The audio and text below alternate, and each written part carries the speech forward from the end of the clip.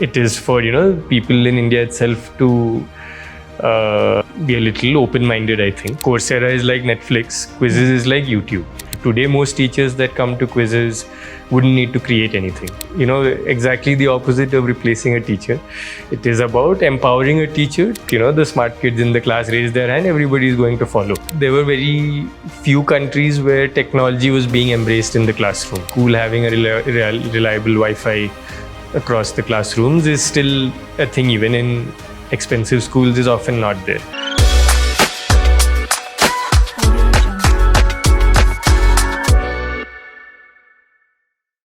Hello and welcome to a new episode of Teck Talks. I'm Nair, Senior Tech Journalist at AIM. Today I have with me Deepak Joy Cheenath, co-founder of Quizizz, a teaching platform that makes learning fun and engaging. So hi Deepak, welcome to Teck Talks. Thank you for having me. Glad to be here.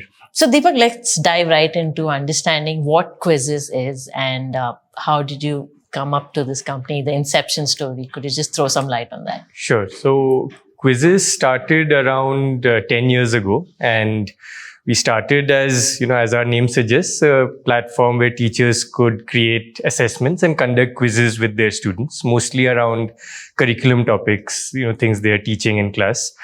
And over the years, we've grown into being a full instructional suite which supports interactive lessons, videos, all the different formats in which a teacher engages their students in learning content. Mm-hmm. And we essentially aim to be to help teachers supercharge their classrooms, make them more fun, interactive, and engaging, mm-hmm. to ultimately lead to better learning outcomes.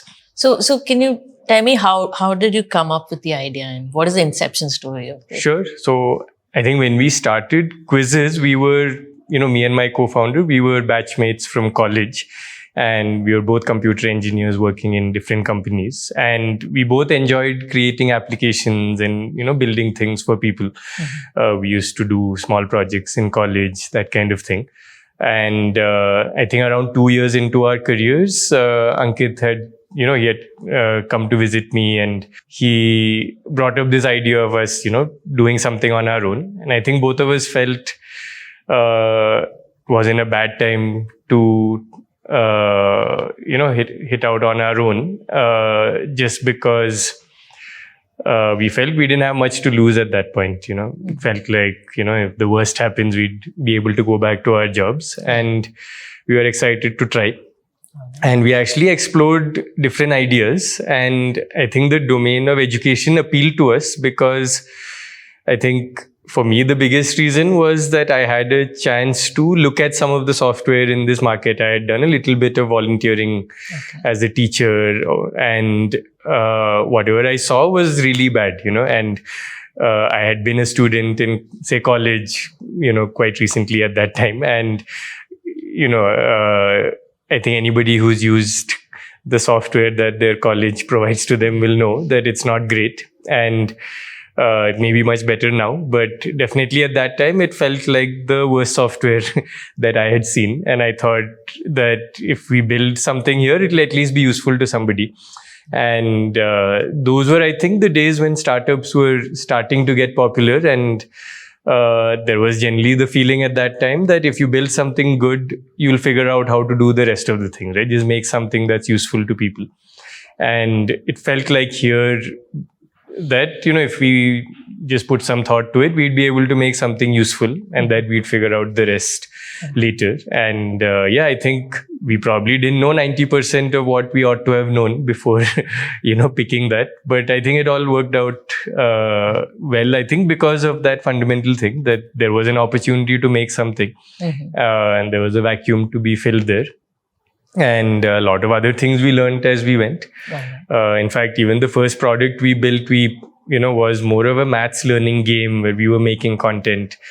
And very soon we found that was getting very taxing, right? It was difficult to keep churning out content and making. So when you say teachers can use the platform, so now you have specific syllabus or, a specific curriculum for, different grades and different kind of, say, like subjects, CBSE, ICSE, or whatever. So how is that provided? Do teachers build it with You could Use really that as think of it as the difference between, say, if a Coursera is like Netflix, Quizizz is like YouTube, where we are a platform that allows anybody to put something up, and we provide, an experience around that content, but you bring it. Right. And the reason for a teacher to create a quiz on Quizizz is they get a lot of value on top of that, right? Once they feed that quiz in, they can assign it to their students in a way that, students will enjoy. They get reports from it. They can, and, now a lot of AI functionality to say if they want to make the quiz harder or analyze the responses of the students. It'll also integrate with maybe other systems that their school is using. So a lot of benefits, apart from also a huge library of content, just like YouTube, where today, if you, when YouTube started, if you went there, you wouldn't find much. But today you search for pretty much anything and you'll find a lot of videos on it. The same goes for Quizizz now, where there are hundreds of millions of, quizzes and lessons and videos uploaded by educators. And so they end up taking care of what is right for their students. So usually it's a teacher uploading it for their students, but most of them are quite happy if others can benefit from that. And they also in turn benefit because they get to use a lot of things that are already there. So today, most teachers that come to Quizizz wouldn't need to create anything. They can just take things that are already have been made by other teachers like them. Okay. Yeah. So can we say such kind of applications can replace the whole teacher system that we have? So, or is this more like a support system, like say something like a tuitions or? So I'd say it is a support system for the teacher. So I think what we try to do is, exactly the opposite of replacing a teacher. It is about empowering a teacher to do the things that, are genuinely challenging, right? For example, if I'm teaching somebody one-on-one, I don't think any tool can beat that, if I know my subject material, because I will be adapting it to that student's every response, right? But unfortunately, even an excellent teacher, there are 40 kids in a classroom, no matter how much they want to do a good job for all of them, they can't. Right? And that's where something like Quizizz comes in, where even the simple act of getting a student to do 5 questions is very meaningful versus it where, and if the teacher can get feedback immediately that, wow, of these 2 questions, most people got wrong and 3 were correct. Now it helps a teacher to know what they should teach in that next moment, right? But with this knowledge that, 14 of these students didn't understand this. Let me teach them. But if say only 2 didn't understand, maybe I'll move on. Right? And while you imagine that it's easy to do it, you could just ask the students. But what will happen, right? If a teacher asks a class, how many of you understood? Pretty much all the hands will go up because who wants to be, then asked, oh, you didn't understand. So these things help that way because it becomes anonymous. And so we really take care of trying to, craft that experience in a way that really works, that if a student feels like, if a teacher asks a question through Quizizz saying how many understood, if it is anonymous, a student may answer genuinely, right? But if it's not, then they may do the same thing they would do if they ask them to raise their hand. So those sort of things. Similarly, if somebody asks, if teacher puts a couple of options on the board and says which is the right answer, they say who thinks it's A, B. As soon as, the kids who know it, the smart kids in the class raise their hand, everybody is going to follow. So technology really does unlock certain things that way within a classroom. And also, of course, with, a lot of time consuming tasks like grading and, feedback and all these things. So how have you perceived the adoption of tech in education, over the last, say, 5 years, even from a teacher's perspective? Because, say, if you look at old school form of teaching where you're kind of a bit averse to tech, you have your own way of teaching. But how has things been over time? I think when we started, there were very few countries where technology was being embraced in the classroom, right? So the US was one of the few, really. And even among, I think everywhere there'll be some teachers who, will be experimental, but only the US had teachers who were online and sharing resources with each other, which is how even Quizizz got picked up there in the first place. That was our first big market. But I think the pandemic changed a lot of things because it, forced everybody to use technology. There was no option. And what happened after the pandemic is a lot of places went back to how they were doing things before, right? But it was definitely, everyone was exposed. And I'd say, if I were to say even in India, there's probably 5 times as many teachers who are experimenting with some sort of technology in either for their own use or for their students after the pandemic. But the baseline was very low before. It was, maybe, a single digit percentage. And so it's still a minority thing, I'd say, for example, in India.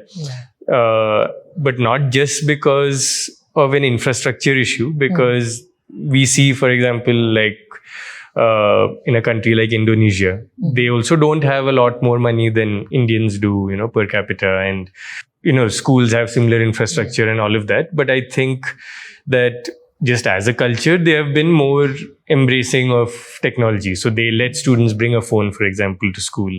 And, of course, that has its own downsides, right? Students may be distracted. But they're working to get them to use it properly, right? So they will trust them to not, play a game on it on the side. But some will, obviously. But it's a thing where you can either be close to it or you can embrace it and you'll get something, and, you'll have some problems also, like with any new thing. I think in India, we are still early on that journey, but definitely getting better. Yeah. But don't you think, say, there've been a lot of edtech companies that have come up in India, say Byju's, I think they have also brought in this whole tech into education. So adoption of that, do you think might have, helped with the overall picture of how people... I think those sort of platforms have definitely made, learning more accessible, right? All types of companies where even when I was studying, for example, I think I learned most of what I learned from the internet, right? And I'd say when I was in school, there were probably very few sites where I could get anything aligned to even CBSE. Today, you will find all kinds of resources, right? For free even, whether you go to YouTube, whether you find, most of these products have a free version also, and you can do a lot for free. So, a student who is in a village who doesn't have access to good teachers maybe, or a good school, might still be able to go a long way if they are willing to put in that extra effort. So I think in that sense, it has really, leveled the playing field. Quizizz operates more in the school setup itself, but yes, for a lot of people, who aren't well served by that system, I think these sort of platforms can help. I think Quizizz focuses on, that 10 hours that a lot of students spend in school and maybe a few more hours doing homework. How do we improve that side of things? But there's the other side also, which is more on the supplemental learning piece, which is very helpful to a lot of people, I think.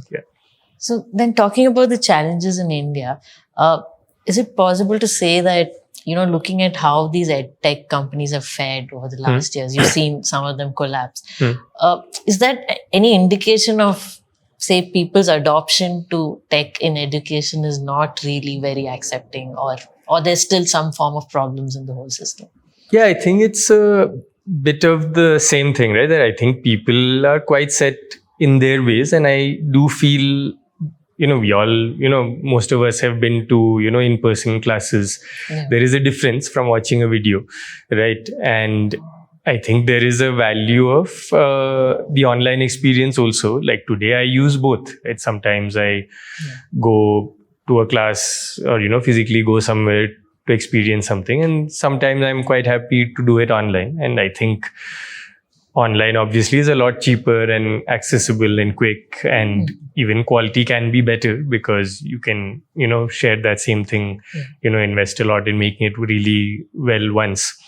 So what do you believe can be done to, get into a bigger share in India, or what steps can be taken? Anything from the government's end? Anything in terms of educating and stuff? Well, I think infrastructure and all these things will help, right? I think today most schools, even what I've seen is a lot of schools have some technology, right? They'll have a TV, or they'll have, a kit of, some laptops or computer lab, or, even mobiles, whatever. But especially since the pandemic, but internet itself is often not there. It's very flaky. So I think having good internet access would be a big thing. So again, people have it on their phones, but like a school having a reliable Wi-Fi across the classrooms is still a thing. Even in expensive schools is often not there. So I think there are some infra things like that, but I think more than that, I think it's about us as a country embracing it for what it's good for. It's also not to say that technology should do everything, but there are some things it can definitely, do well. And I think we are a bit conservative maybe in India that way. So I think the government can do things to, lead the charge in government schools. But yeah, I think it is for, people in India itself to be a little open-minded, I think. If that happens, then, and I think it's happening already. So yeah, I think once, these, students become teachers, they will be very different, and they'll bring that change with them. And especially the ones who picked up a lot of these things during the pandemic, as they get in, I think we'll start seeing that big change happen. Yeah. All right. Talking about AI in education. So I think even in Quizizz, a lot of AI features has been integrated. So can you just touch upon where AI has actually helped bring out a very new capability for teachers? So yeah, I'd love to talk about both what, AI is able to do today and where, I think there's still, a big role of the teacher itself, right? So I think what we've seen is if you go to a chat GPT or any of these platforms and ask it something like, give me a quiz on some topic, or, create a lesson on something, it'll generally do a pretty good job, right? And I think it is really great for a demo, right? But when you actually start saying, oh, wait, I have to use this, is when you'll start noticing some, chinks in the armor that you'll say, make it for CBSE now, and you'll probably find it's the same thing. You say, make it for, American syllabus, it'll probably still give you the same thing. And it's, of course, always getting better. But that is where a teacher actually will have to do probably a decent amount of work on top of what it will generate to actually make it aligned to, say, a local curriculum, or make it aligned to what they need to do that day. So I think when you go beyond the demo stage to actually the using stage is where AI often falls a bit short, right? And I think it'll keep getting better, but that is where, say, even Quizizz as a company is focused, right? To help bridge that gap. So what can we do on top of, what is a good base, but requires some polishing to make it really usable? Because if I have to, tweak, if I'm, say in UK and I say, generate a quiz, it will probably do it with American spellings. And adding that layer where, Quizizz figures out that you're here, so it changes that. And where, we have some intelligence on top to tweak the questions in a way that, the, landmarks mentioned in a quiz are from the UK and not just from anywhere. And then going even deeper to say, like, can I tag the question based on their syllabus, but do it accurately? So there's a lot of gap between, say, what you get out of the box and what finally is needed by a teacher. And that's where we are trying to, bridge that gap, and where we are also still getting there, letting the teacher, do it themselves. Got it. And what would you say is the biggest challenge of, say, integrating AI into such kind of platforms? I think the biggest challenge is just the local nuance, right? That every country, even every state, has big differences. And these are not really, that's where these LLMs hit their limit, that they usually won't be able to deliver at that level. And so it takes a lot of work to bridge that last mile. The other part, of course, is sure, you can generate the content, but again, I feel like education for a while has not been a place where content has been the big issue. I don't think for a while student couldn't learn something because they couldn't find good content. Go to the internet, there's plenty, right? But the real challenge even for me today is that I don't want to read that book, or I don't want to, watch this boring video. And so making it more bite-sized, consumable, which is where Quizizz actually has spent the last 10 years to create these engaging experiences around the content that teachers already have, right? So you take a set of 10 questions, but you gamify it, you make it a competition among 40 students, and you get a very different engagement with that content. Now a student wants to get it right. A student doesn't want to, share their answer with the next person because we are competing now. So it's a lot of kind of finding subtle ways to create that right environment in the class, which is easy for a teacher to set up and makes, their job of motivating a student a lot easier. Yeah. And if you could just briefly touch upon, say, the tech stack of, the infra that's there in Quizizz, and any AI models that you use in your system. Yeah. So I think in terms of tech stack, we use, AWS, right? It's, I think most people would have heard of it. Yes. And we've, been using them for a while, and it works well for us. I think we want to not have to worry about our infra and focus on building, great applications. And within that though, we have, we use a wide array of technologies. I think our core tech stack is built on Node.js and, so JavaScript all over. And that's what we started with. But now, different systems use, there are multiple languages that are used, multiple DBs, multiple, servers, depending on what, different components of our overall system. So there is content generation, there are, the real-time experiences, and reporting integrations with third parties. So there, now it is actually a pretty complex system, and, we use the right tool for the job. In terms of, so you asked about the tech stack. And the AI models that in terms of AI, source right. So while we keep, trying different models, right? So we are using Anthropic models, but ChatGPT has been the most reliable thing for us so far. So we've been doing a lot of work on that.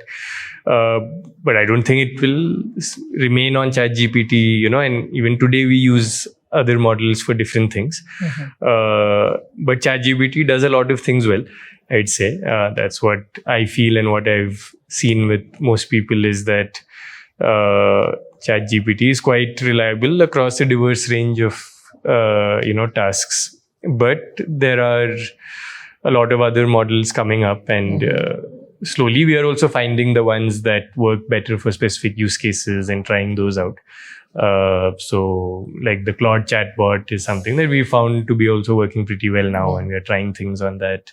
And we've used Google's, models for certain things, and, Vision APIs. Okay. And so that way though, we keep switching back and forth and trying different things. I think it's a very evolving field. I think anybody should be always playing around with what's coming up new. Yeah. Okay, got it. So just going back to the whole teaching system, say in US and in India, what would you say is, or how would you define the relationship between a student and teacher? Like, what is the major difference that you see, say, in the West and in India? I'd say even in India, I think there are two types of schools, right? There are your sort of private schools where probably a lot of us went. And then there is this type of school that majority of people go to, which is, the government school, which is actually quite different. I think we always compare like the Indian private school with the US average school, which is like the government school of US. Okay. And those itself are very comparable, but I'd say that's actually comparing like, the 1% with their 100%, what is average really there. So that's one thing to just sort of be cognizant of, I'd say. But if you're doing that comparison only, like, between, your average private school in India, which is though not really average at all by Indian standards, there I think the difference is that But why that difference matters is that when you look at, there's a big impact of the family and social and economic situation of a student also, right? So this kind of students that go to private schools in India have a really good situation at home, right? Whereas say, and the people who go to the 1% best schools in the US also have a similar very good situation. But the average student in the US may not have such a good, they may not have very educated parents, and parents might be both working, and all of that happens a lot in the US, right? In fact, even more than India. So kids are largely on their own, but the school system that they get is a lot better, right? And it is, I'd say very comparable with our sort of best schools, right? Like our private schools. But yeah, I think in terms of the difference, I'd say that Indian schools are a lot more, you could say disciplined, right? But also in that sense, less interactive, right? That all the students sit and look at the teacher, and the teacher would probably prefer if the students are quiet. Yeah. Whereas in a US classroom, and it has its pros and cons, right? But the classrooms are a lot more conversational. You will see a teacher walking around and just asking a casual question to a student, and the student sort of thinking out loud. Where in India, it's usually that if you're speaking, then you're on the spot, sort of, right? So in that sense, I think it creates, it's what it does for American students is brings that confidence in them to speak up. And so they say, right, like Americans are very high on confidence, even if they are not spoken, like kids from a very young age.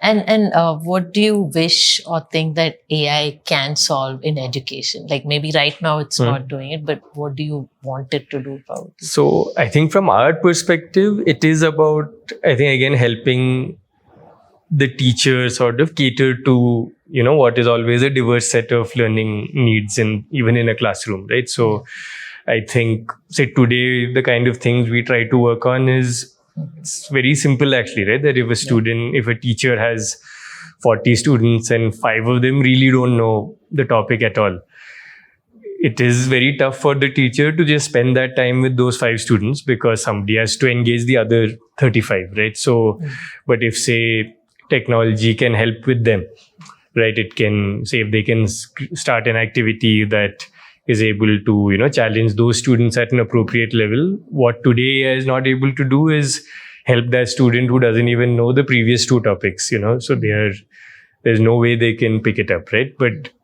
it can help the student who just needs a bit of a hint, maybe, right? There, even half-baked AI can probably help, right? But it can't do it for the student who probably needs first the teacher to just build up their confidence, right? So those are things where I think a human can do it a lot better, right? Just being there physically and all those things. So one way I can help is just to do the simpler tasks for a teacher. For example, they probably spend hundreds of hours every year grading papers, which are very repetitive, right? Maybe it's just literally it just says 47 for everybody, and they have to just see if it says 47 and tick it and then add up the tally. But it takes a lot of time, right, to do it for 40 students. And what is your equation with AI on a personal note? Like in terms of, do you use chatbots, and which one do you prefer? Yeah, so I try to use I enjoy playing around with these things. I think it's also very important that everybody at Quizizz is on top of these things. So it's both something I find interesting, but also something I feel I have to do, that we all have to do well. But yeah, right now I'd say, ChatGPT is nice for a lot of general things, but Perplexity is pretty nice for current affairs, and I use that. And then Claude is nice I think we found it pretty nice for learning sort of use cases actually, where you want to go back and forth with it. And even, we play with a bunch of even more specialized platforms just to see how they differ from others and what we can do or learn from them. Yeah. And since you brought up Perplexity, do you think Perplexity might replace Google search? Say the students might want to use Perplexity more than Google. I think that perplexity can definitely replace many things. I also don't think Google will sit where they are. I'm sure they'll do things also. But yeah, I think that sort of AI enhanced, response to these search terms, I think will be what is the future. Yeah. And one last one on what is the vision for Quizizz? What next, and any products in the pipeline, and also a little touch upon, say, the funding and the investments that you already have. In terms of what next, I think Quizizz, went from, when we started, we were kind of a point solution, right? We were a nice way to conduct an assessment with your students in a way that they'll enjoy, and maybe even ask to do one more, over the years, while we kept building out that capability, we wanted to be more of a one-stop shop for all your instructional needs, right? For a school or a teacher, right? And so an instructional suite, you could say, where we want to support all the formats and all the activities around learning that a teacher is trying to do with their students, right? So, an operating system for learning, if I were to say, what we are not trying to do is be like a platform that tries to do everything in terms of we'll also mark your attendance and we'll also track the bus and, fees management. I don't think we are trying to go there, but within the realm of learning, we want to be a one-stop shop where you can get everything you need. And because I feel that's the thing, you would want to get all of it in one place, so that, say all your data is uniform and you can easily share the content across all the teachers and, organize it and have your reports and feedback to parents and all of that. If it can sit in one place, it makes sense, I feel. And I think that we've already done a lot there in terms of adding new formats. I think there's still, a lot. I think it'll be a never-ending journey of making learning more engaging and making it easier for people to actually, basically motivate learners to, absorb, all the content that's out there that's useful for them. Yeah. Got it. And on the investment piece, who are the people backing? Yeah, so we have raised from, over multiple rounds, raised from some really great investors. I'd say most recently, we had Tiger Global and Horizons and Nexus Venture Partners. Prime Ventures was the first VC that, funded us. Also 8 Roads and many others with, smaller investments and angel investors. But these were, the big ones, the ones I named. Yeah. Oh, all right. Thank you so much, Deepak. This has been very insightful. I think a lot of highlights on the education system, and I'm sure our audience can resonate a lot with it. Well, thank you so much for your time, Deepak. Great. Yeah. I enjoyed it too. And, wish you luck with, growing your audience and reaching more techies and people, enthusiasts. Yeah. Sure. All right. Thank you.